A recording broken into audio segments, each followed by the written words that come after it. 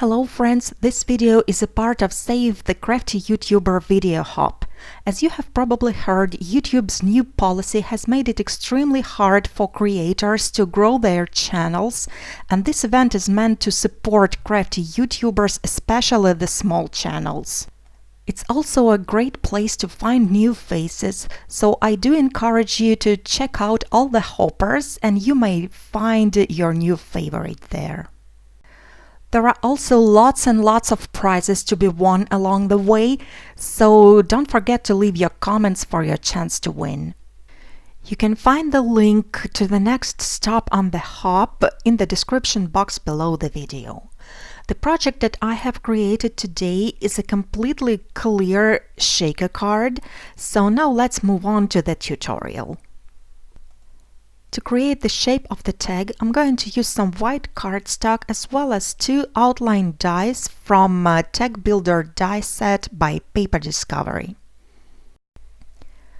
I'm taping the dies down to prevent them from sliding off, and then I'm going to die cut through two layers of cardstock at one go, just to save myself some time and effort. Next, I'm going to emboss one of the tag frames. I'm gonna be using the embossing folder that in fact coordinates with the Tag Builder die set. I'm lining up the die cut with the picture on the folder. I'm taping it down again to prevent it from sliding off. Then I'm closing up the folder and embossing it just as usual. This folder creates a stone arch pattern on the frame. Now let's go ahead and create a shaker pouch out of a page protector. I'll be using a fuse tool that is now well heated up to fuse the plastic. I'm also using a piece of chipboard to protect the surface. I'm placing the smaller tag die at the corner of the plastic page. Since the two sides of the page are already fused, I only have to do one side, just like that. I'm using the scissors to cut out the tag and I'm leaving a lot of space at the top. To fill in the pouch, I'll be using a sequin mix by CRAFTY that is called Celebration Silver. I'm putting some sequins inside, and then I'm also going to add rock candy distress glitter. Glitter is a great filler for this type of shakers because the fuse tool really does a good job for keeping the glitter inside the pouch. I'm placing the die over the pouch again, lining it up, and then I'm going to seal up the top of the tag. Then I'm going to trim off the extra plastic with the scissors, and I'm leaving the seam allowance about 1/8 of an inch. And here you can see how freely the sequins move inside the pouch. To assemble the tag, I'm applying some double-sided tape onto one of the frames, the one that is not embossed, and then I'm placing the pouch on top of it, making sure that all the seams are hidden behind the frame.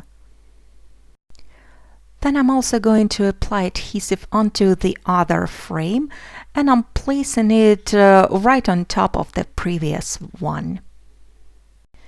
I have forgotten to attach the ribbon to hang a tag, but it's not a problem.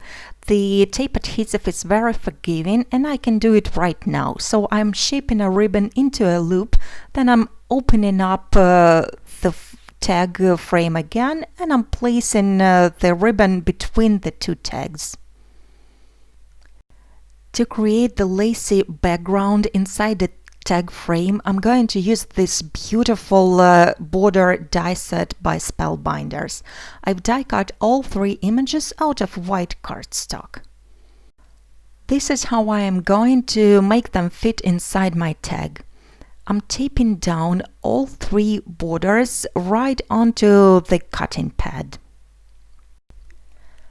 I'm positioning all three of them one above the other, and I'm using pieces of washi tape to secure them into place. You can see that my plate is quite worn, but it doesn't really affect the quality of die cutting. Now I'm positioning the smaller die on top to find the right portion of the pattern that I want to frame. At this point I have decided to remove the top border. You'll see later why. I'll be attaching the die cuts right on top of the plastic page. I'll be using Tombow monoliquid glue, which is great for adhering paper to plastic. I have applied the glue at the wrong side and I'm sticking the first die cut down at the bottom of the tag. I'm going to position the next die cut right above the previous one. Again, I'm applying the glue and simply attaching it to the tag. This adhesive is very quick drying, by the way. This is the third border. I'm trimming the bottom part of it to the size of the tag, and then I'm going to cut it out manually to keep that fun pattern at the top. I'm kind of forming the crown. So this is what that shape should eventually look like.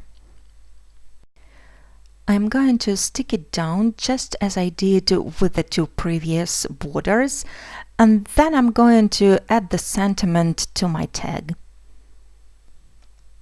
I'm stamping the sentiment onto a white piece of cardstock using the black ink.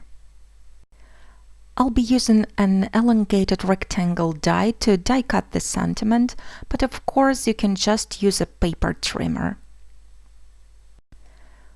By the way, all the supplies that I'm using will be listed down below in the description as well as on my blog. Next, I'm using a piece of silver mirror cardstock to back up my sentiment and create a silver border all around it. I'm attaching the sentiment strip with the tape adhesive, and then I'm going to mount this piece onto my tag using a couple of foam squares. I'm attaching the foam squares onto the tag frame, peeling off the liner, and then I'm simply attaching the sentiment strip on top of it. As a very finishing touch, I'm going to attach some silver gems. Those are also by Cat Scrappiness.